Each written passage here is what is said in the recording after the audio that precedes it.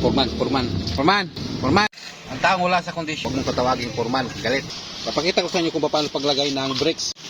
Naglalagay siya ng brakes dito sa gilid ng patwok. Ganyan siya tumira. Tirahin mo yung kamay mo do. Dapat martilyo ang tupok-pok mo. Medyo bingi. Pinaposition niya yung simento. Yung halo nila. Lalagay na naman siya ng isang brakes. Patwok. Parang naglalaro lang siya ng lupa. Hindi yan lupa, sa halo yan. Brakes. To. Kumuha na naman siya ng halong buhangin at saka simento. Doon sa pulo para pumantay. Kung magpapagawa kayo ng building guys, tawagin nyo to si Jomar. Magaling mag-tiles yan. Tago nyo lang yung mga chicks nyo. Wala pang simento sa likod yan. Hanap ka na lang dyan sa loob. Ganyan siya magposisyon ng bricks. Tinatamper mo na bago i-fix. Kasi pag i-fix mo bago itatamper, aywan ko lang kung anong mangyari. Lubog. Yan. Ganyan siya tumira. Diba? O. Diba? Magaling to guys. Skill niya to. Ang malupit to sa ganitong gawain. Tingnan mo ang ginawa niya. Oh. Ginawa ni Jomar. Ginawa rin ni Jomar yan. Ginawa din ni Jomar yan. Tiniles din ni Jomar yan. Ang ganda niyan. Oh. Yan. Dagdagan niya ng halo. Kasi medyo malalim. Kailangan yan pantay-pantay. Kailangan maganda ang tirada. Kasi pag tabingi, nako, bawas sa sweldo. Pwede rin ganyan. No? Yan, nilagyan niya ng halong purong semento. Yan. Ang halo niyan. Adhesive pa lang ang halo niyan. Yan, para dumikit ang semento. Yan guys, pantay na siya. Oh. Ang sarado kwadrado yan. Wala pang silip-silip yan. Tirahin niya na naman. Lalagay niya na naman yung isang bricks. Yan na naman yung isa. Kaya guys, maglagay ng bricks. Kailangan pantay-pantay. Patabingin ng isa. Yan, ganyan siya tumira ng bricks. Diba? Pantay na. Tirahin niya naman sa gilid. Tingnan nyo guys, madali lang maglagay niyan. Pero napakahirap niyan. Yan naman yung isa. Ilalagay niya na naman. Yan, ilagay niya na naman yung isa. Medyo hapulin niya na yan mamaya kasi. Taga? Yan, tumira na naman siya. Mamaya hapon tapos na to.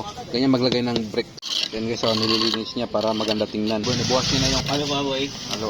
May bagong posisyon na naman. Ito si Boy Halo. Halo? Yes, posisyon niya. Diba?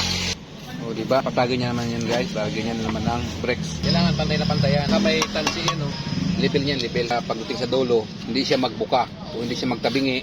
Anong site mo yan, no? Nilagay na naman niya yung isa.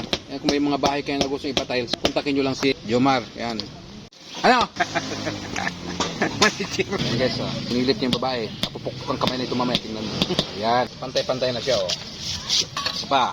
Ganyan siya tumira. Tapos, tatanggalin niya. Dadagdagan niya konti para pumatag. Kailangan guys, flat na flat yan. So, kailangan estimatado mo yung lagayin ng halo na simento.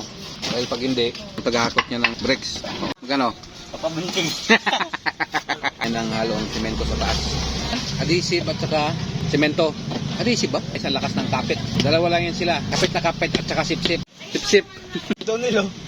Tira niya na naman yung iba. Parang may buhangin, ano? Wala, puro nito. Walang buhangin.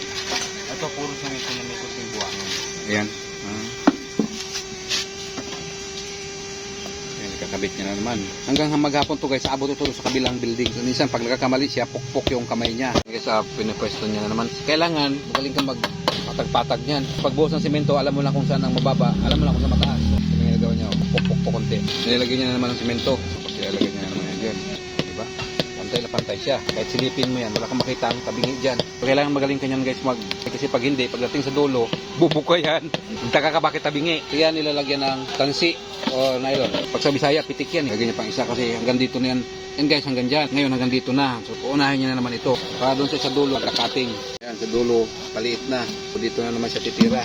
Kanya yan kagaling yung aming taga-tiles. Malapit yan. Basta yung katulong tago nyo. Lagyan niya naman ng halo doon sa dulo. Lalagyan naman siya ng panibagong brick. Na-flat niya na yung karugtong nung nilagay niya ng bricks. Dalawang 20 cm.